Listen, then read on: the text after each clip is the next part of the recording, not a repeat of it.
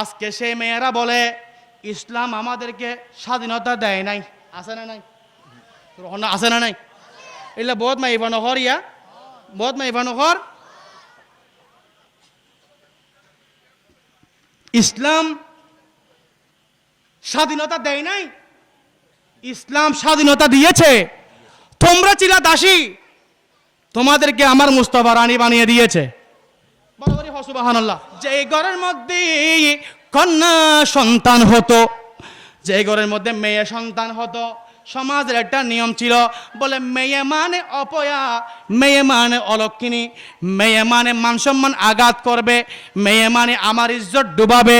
সেই জন্য নবী আসার আগে আমরা আরব সমাজের মধ্যে একটা রীতি ছিল, যেই ঘরের মধ্যে একটা কন্যা সন্তান হবে ওই মেয়েকে জীবন্ত মরুভূমির বালুচরের মধ্যে নিয়ে জীবন্ত দাফন করে দেওয়া হতো।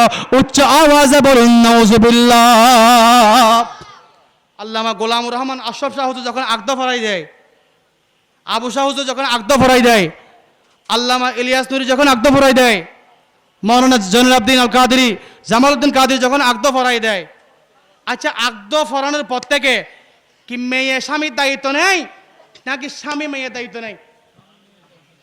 ইতারা আওয়াজ হদ দেখে রাটে বেতা গীত ফানলার মেয়ে বুয়াই কেন জামাইলা চলাই ফানলা তা আওয়াজ বেত গুরু হা দন করি হন না হারে হনে চলাই দে ইয় নমতে তো হইয়া এনে সকে মাছ বাজার আমি মাছ 60 টাকা লোটে মাছ 120 টাকা নাইলে ঠিকই 150 টাকা এবার 200 টাকা মাছ 100 টাকা এই বেতা ঠিক আছে ঠিক নো কেন আওয়াজ গিরে হতা হন না বাজি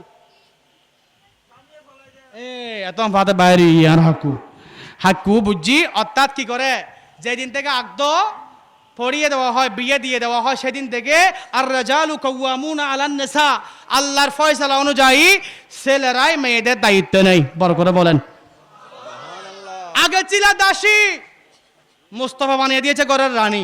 সুবহানাল্লাহ। তোমরা আগে ছিলা বাজারের পণ্যের মতো ব্যবহার হতে, বাজারের পণ্যের মতো। মুস্তাফা এসে তোমাদেরকে ইজ্জত বাড়িয়ে দিয়েছে। এতাল্লাহ মরদ ফলে মিলাদনবী এক কান করলি, মাইয়ে ফলে 10 কান গরম করিব। সুবহানাল্লাহ, সুবহানাল্লাহ। কথা বলেন ঠিক কিনা? মরদ ফলে এক কান মাহফিল করলি, মা বোনের হওয়া গরম করিব 10 কান। কিয়া মা বোনের এহসান বেশি করছি। সুবহানাল্লাহ না সাইকেনা মন্দিরে দরুদ শরীফ পড়ুন না। আল্লাহুম্মা